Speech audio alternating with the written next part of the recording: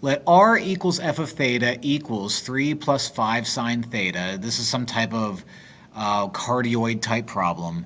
Lives on this interval. What is the average rate of change of r on the interval pi over 6, 4 pi over 3?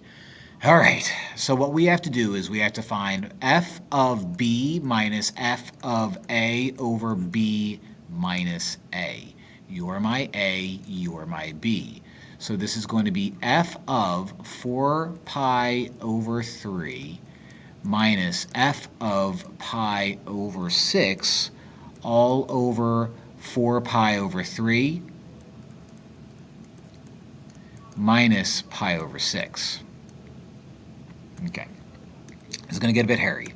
First off, what we need to do is we actually need to find out what f of 4 pi over 3 is, and we need to find out what f of pi over 6 is. All right, so f of 4 pi over 3 is going to be 3 plus 5 sine 4 pi over 3.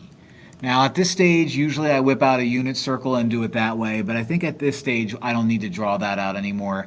I know that the sine of 4 pi over 3 is going to be negative root 3 over 2.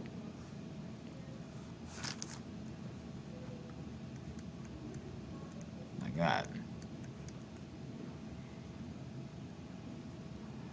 Okay, so I guess I can complete one. You know what I want to do? You know what I think I'm going to do? I'm going to turn you into 6 over 2, so I can make you 6 over 2 minus 5 root 3 over 2, and have that equal 6 minus 5 root 3 over 2. That's what I'm going to do. That's what I'm going to do, and I'm doing it. Try and stop me. Just see what happens when you try and stop me. All right.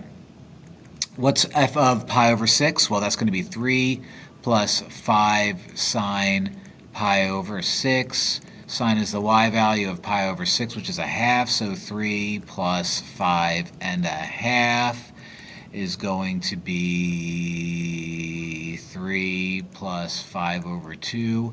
Make you 6 over 2, so 6 over 2 plus 5 over 2 is 11 over 2. So let's put it all together. We have f of 4 pi over 3, which is going to be 6 minus 5 root 3 over 2, minus f of pi over 6, which is 11 over 2, all over 4 pi over 3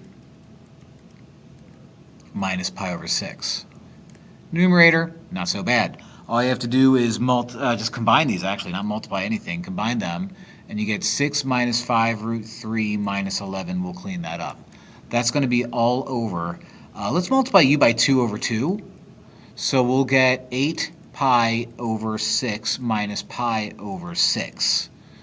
So all of that cleans up to be negative 5 minus 5 root 3 over 2 all over 7 pi over 6. Let's multiply the top and the bottom by 6 over 7 pi. 6 over 7 pi. That completely crosses out. I could factor out well, I could do a couple things. First off, let's use a different color. U become 3 and U become 1. Okay, nothing happens with that 7 there. I could factor out a negative 5, so let's factor out a negative 5, leaving us with 1 plus root 3 that I'm multiplying to 3, so I'll clean that up in a minute. All over, that would just be 1 times 7 pi. So this becomes negative 15 times 1 plus root 3 all over 7 pi. Which, although my eyes are bad, I can see is A. Gross!